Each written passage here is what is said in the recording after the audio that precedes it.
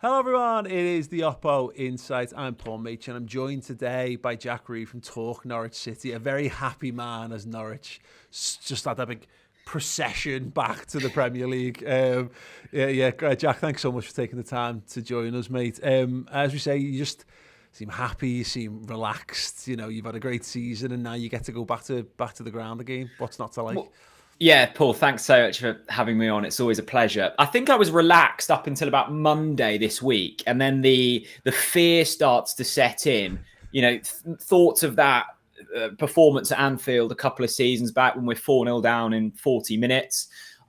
Fears of Salah and Firmino and Mane running up against Grant Hanley starts to set in. But the joy of being able to get back to Carrow Road is overwhelming. Cannot wait to get back. Cannot wait to see Norwich City back in the Premier League. It's been a positive 12 months for Norwich City. Nobody else, but Norwich City. So looking forward to seeing what it's like on the pitch. Yeah, it's an interesting point that actually, because it's about the Carrow Road thing, and I was thinking about it as like, yeah, I get those fears, and we'll talk a little bit about how the teams will sort of go up against each other in a bit. But it's a 5:30 kickoff, right? It's you're newly promoted, you're champions. There's a full stadium. Like for all those fears, you're not getting a better platform than that. Absolutely. Yeah, absolutely. I mean, the late kickoff on our own, you suspect that, most of the country will be tuned in some capacity. All behind you. No one will want us to win that. Well, the fact that we're up against Liverpool means that the audience will be far greater, and it is going to be loud. I suspect it will be loud up and down the country, but even more so with Norwich, there'll be signings there we haven't seen in flesh yet. There'll be players there that have, never played in front of a crowd. Some of the younger players will have never played in front of a crowd, so it's going to take some adapting for them and probably adapting for us as well. I haven't been in a crowd that big for God knows how long. So, can't wait. I'm really looking forward to it. Yeah, I think that, and we can't help but we do it because Liverpool have had a tremendous record against Norwich. At times, even when it's been a close run thing. Think about Adam Lallana, late winners back in 2016. Yeah, try not to think about that. I only remember that because my daughter was born the next day, so I was up till about 5 o'clock the next morning after that one. So that was a decent one. But yeah, obviously Jurgen Klopp getting his glasses broken and all that kind of stuff. But people remember Suarez and him having a field day against you guys. But like as I say, you've given. You whimpered out of the league last time around, but you gave Man City a couple of bloody noses. So I think the idea that this is going to be Liverpool, we've got a great history, I'm not sure. I'm not sure how relevant that necessarily is for this game. Yeah, I think the difference in quality between the two sides is apparent. But I think people forget Norwich did put up a fight last time in the Premier League until until COVID came, and then Project Restart was just a complete write-off and a disaster. But we started the season well. We beat Man City. We absolutely wiped Newcastle off the pitch, and we the first 10 games we were in the mix, and then injuries came, and it all unravelled. I think this is a different Norwich team this time, though, and I think the way we play will be new to certain people that haven't watched the Championship, and I don't expect people to be watching the Championship. But some things have changed. But you still look at the two sides. And I mean, the quality is there's a stark difference between both of us. Oh, look, to the point, I think you're right. I'm not trying to draw out from you here like, oh, yeah, we're going to smash Liverpool because we're at home. But, I mean, just for the love of the game and all that kind of stuff, I'm a bit gutted we're not at home first game because, we've had a couple of friendlies with fans in and those atmospheres were amazing. But, in terms of starting off, and as I say, I mentioned, Norwich have a style of play, and particularly when you've got people there screaming you're on, small, relatively, smallish ground, you're going to make a fair old din. So I there's definitely you've got that on your side. To my point, when you talk about it, great. You might have another 10 games in.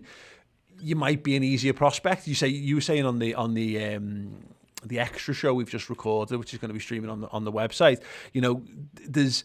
You reach a point where it's kind of done. So you've got a hard start to the season. I'd rather play after that start, when you're all demoralised and all the high of coming up, has gone away, so it could be worse. I just want to say to people watching us live, if you want to get any questions in for Jack to get a little bit more insight into how Norwich are going to be, then please do leave them in the comments. We did get one here from Sheriff Ahmed, who says, still getting Suarez PTSD. I mean, that was just ridiculous, wasn't it? Them couple of years. You know, the first game where I can't remember the first game he plays against. I think that's the one where he scores from the halfway line, gets his hat trick. You go into the next one with vivid memories. Then he scores 4, and then he scores another 4 in just the most ridiculous fashion from halfway line, the volley, the chip, and it's like it was just a never-ending scar that was just continually opened up. There are no fans happier to see the back of Suarez from the Premier League than Norwich fans. The bloke was an absolute joke. Yeah, I mean, it was ridiculous, really. It's funny, actually. You did an interview with John Ruddy a couple of years ago, didn't you? And he was talking about that. And yeah, I imagine he still carries some emotional scars.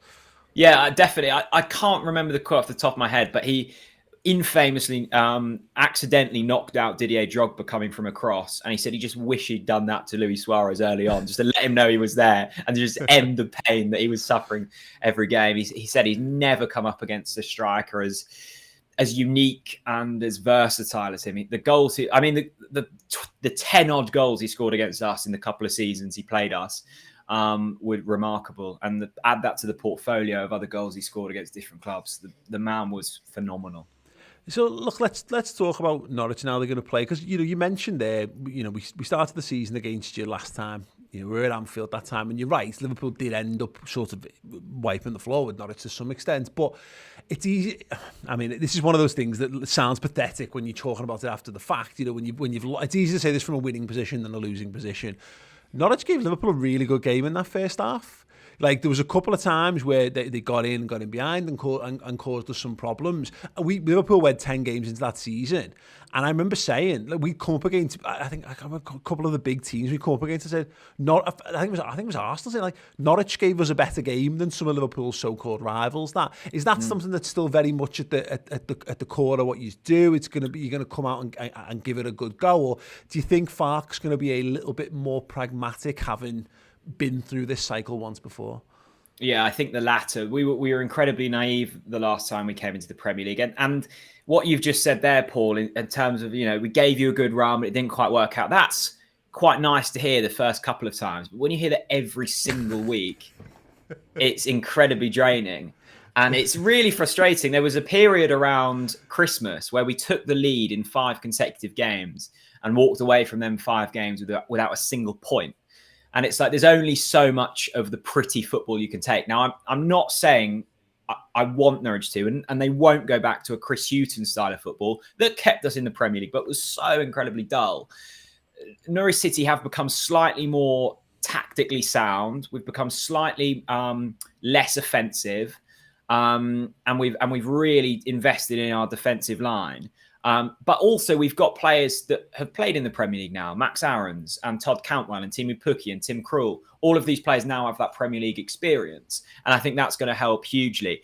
Coming up, there almost felt an expectation from opposition fans that Norwich were this fresh team that will take it to opposition, and it worked against Manchester City, and that was almost the worst thing that could have happened, because people then knew what to expect from us. And because it had worked once, we felt like it could work every other week.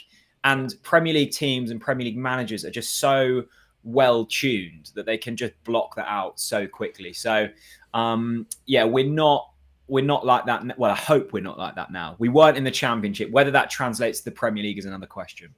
Yeah, I mean, to be fair, if you can do that to Man City again, though, that would be absolutely tremendous, because that provided everyone with so much happiness from a Liverpool perspective last year. No, it will be interesting to see, because I think that's it, isn't it? Is that there's a lot of teams that come up and have ambitions to play, good football, and that's admirable. And we joked about it earlier about how there actually might be something to going up and down, and continue to play entertaining football, but doing it really well in the Championship every now and again, as opposed to being a team that just plays dour, horrible, miserable football, but sits in the Premier League and achieves nothing in the process. But I suppose this time around, would you settle would you sell your soul a little bit in this regard just for that one more season of stability? No, I don't think you necessarily have to sell your soul. I think you have to be clever and you have to make the most of the strengths of your players in the squad. But I think our style has developed now over the course of 12 plus months that we won't have to revert back to this horrible Pulis, Houghton-esque style to find slightly more victory. I think mindset's a big thing. Daniel Farke spoke lots about Burnley, and I know they've got a certain style of football. But from a mindset perspective, I think they went the start of last season picking up maybe a point from their first 7 games and still went on to survive. Norwich didn't seem like they had the ability to go on bad runs and break out of them, and that's so important in the Premier League. There will be stretches for Norwich City where we go 6 games without winning a game, but it's then crucial that we pick up 2 wins after that, for example. So I think it's a mindset thing. But yeah, like, we have to adapt our style because you can get away with this expansive way of playing if you're a Leeds United with one of the best managers in the world and an incredibly big budget compared to Norwich City's. You can't get away with it when you're Norwich City, and the maximum you can spend on a player is £12 million. It's not possible. You don't have the disparity in quality is just too big to get away with it. Well, talk to me a little bit then about the players that you mentioned the signing fees and what have you. Billy Gilmore in on loan. I saw a little clip. You're very, very excited at prospect. Liverpool fans will know him well, of course. I think he won man of the match against us in the FA Cup prior to lockdown. And he said to me on the Insight Extra show earlier, he seems to have really settled in so far. Yeah, Gilmore looks incredible, and this is the difference between the Premier League and the Championship, right? Billy Gilmore can't get into the Chelsea side and already looks a world apart from any of our other midfielders. And these types of players are a wash amongst the likes of your squads and Manchester City's. You can tell the difference in quality, the ability to find the pass. He just gets about the pitch so majestically. So he's been a really shrewd signing, and hopefully he'll fill the role of Oliver Skipp. He was another loan signing we had. He was from Tottenham. He did exceptionally well in the Championship. But I think Tottenham now deem him of a quality that he'll probably be fighting out for their first team. So it's an obvious step up from Norwich. So Gilmore's come in and has settled well. And then the others are kind of unknowns, really. Young, exciting prospects where they might work and they might not. Christos Zolis will be coming in from PAOK in Greece. He's incredibly highly rated. Josh Sargent, who's an American international. He's come in from Werder Bremen, as well as Milo Rashica. I think that 48% of Daniel Farke's money spent since he's been here has now gone to one single club, and that's Werder Bremen. So they're loving us. So lots of these kind of young players with something to prove, but still around the £10 million price bracket. You never quite know what to make of it. But that's big money for Norwich City. So we've certainly spent considerably more than we did last time, which is pleasing. We had a question here asking, do we think Josh Sargent's going to make his debut at the weekend? He'll be in the squad. I don't think he will be the first choice. I think it will be Timu Pukki who starts up front. I doubt that Daniel Farke will start 2 strikers. The man to look out for, though, is Christos Zolis. Now, he's not officially signed yet. It should be announced today or on Thursday. And apparently he's double jabbed, which means he doesn't have to isolate. I know it's incredibly 2021, isn't it? Which means he doesn't have to isolate. So as long as we get the signing through by Friday, he should be on the starting 11. And there's a lot of excitement around him. Brilliant. There's a question here from Lily and Rama. So, Jack, where do you think your team can be exposed? I mean, do you even know? Because having walked all over the Championship, are you even aware of what the weaknesses could be in that side? Well, defensively, the thing when you're a Norwich fan and when you're Daniel Farke and you're going up against Liverpool, as we are this week, the expectation isn't necessarily to score goals, because you're not going into these games expecting to win. If you pick up a goal here or there, happy days. It's all about, keeping the door shut and staying sound defensively. Now, the last time we were in the Premier League, we, left the door wide open and just welcomed goals in. We can't do that this time. We've invested in Ben Gibson, Dimitri Yanoulis, who have improved the back line considerably. If we can just keep tight for the first half, go into the break level, That's the boys will have in the back of their head. That's far better than what happened last time we played you.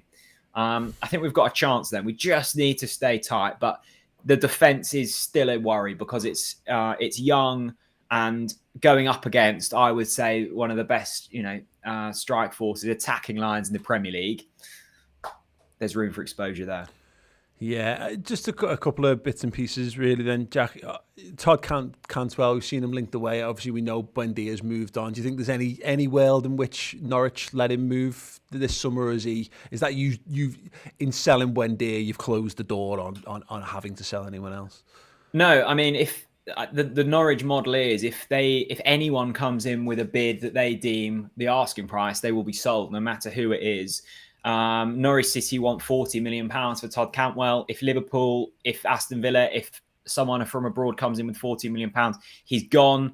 He's in the last year of his contract. I don't think he will go. I think Villa were the club sniffing the hardest around him as a kind of Grealish replacement, and he's got the ability to score goals and provide assists. But unfortunately, when you're a self-sustaining football club, and big clubs come knocking with sizable amounts of money, that's the next 5 seasons of the club's future secured. So if the price is right, he's gone.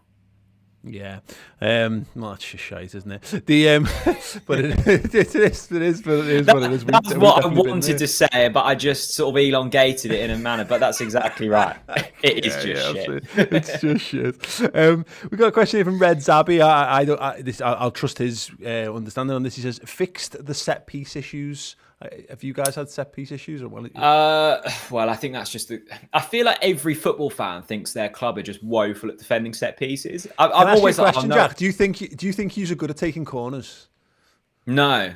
Nobody thinks their team's good at taking corners. It's fine. Just checking. No. Do you beat the first man? I mean, that's so basic, isn't it? We've played football together, and everyone in the squads that we've played with has the ability to beat the first man.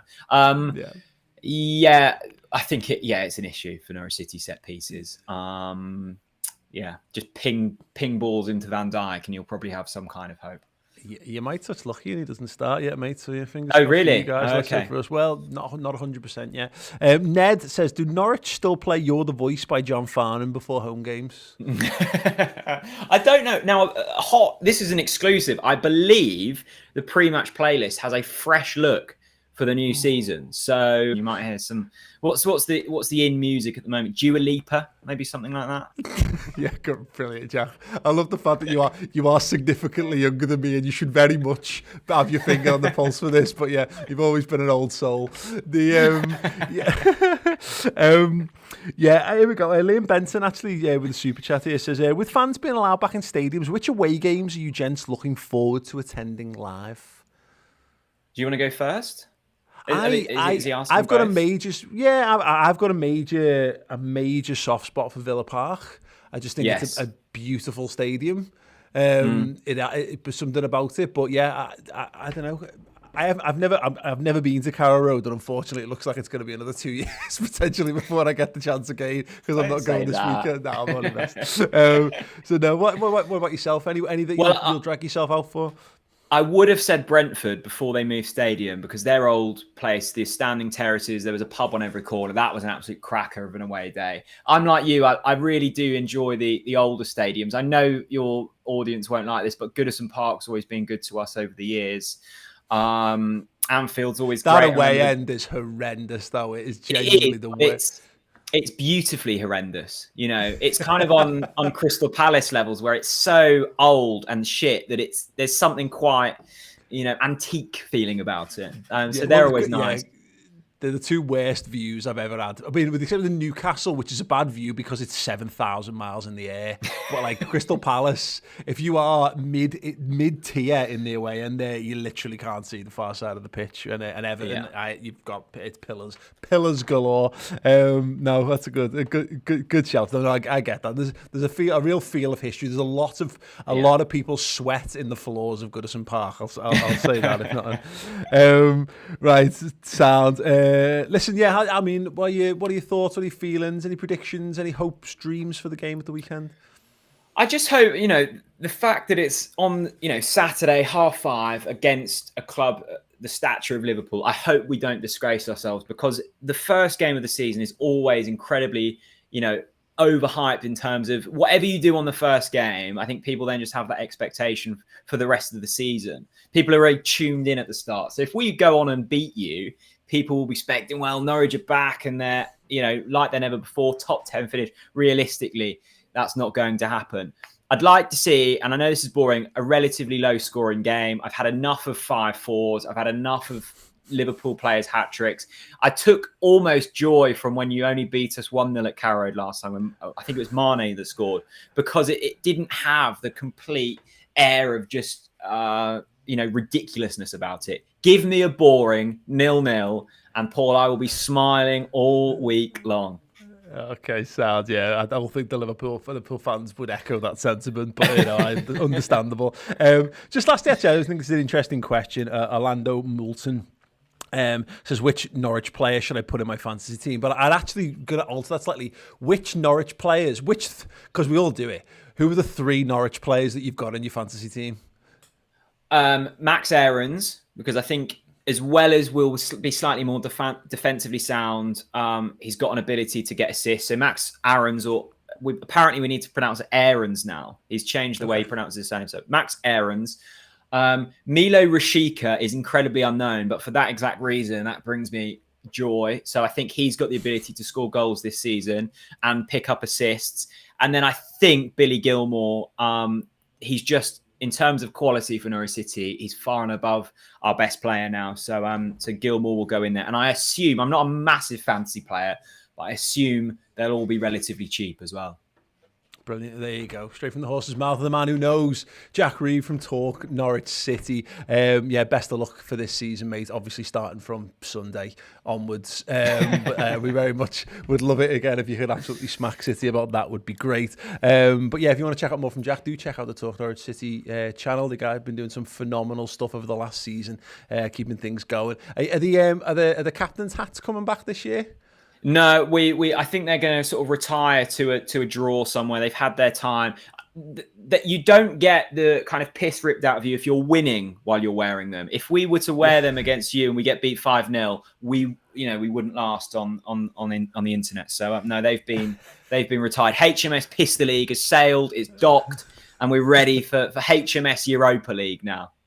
Why not indeed. Thank you so much, Jack, for taking the time. Thanks to everyone at home for watching and for commenting as well. I will be over on the Talk Norwich channel this week as well if you want to get some more over there, and if you want more insights into how Norwich are doing. We talked a little bit of how the Championship went last season, a bit more how the club's structured and what have you. Then get the Insights Extra show, which is streaming on the redmentv.com. We hope to see you over there. Ta-ra.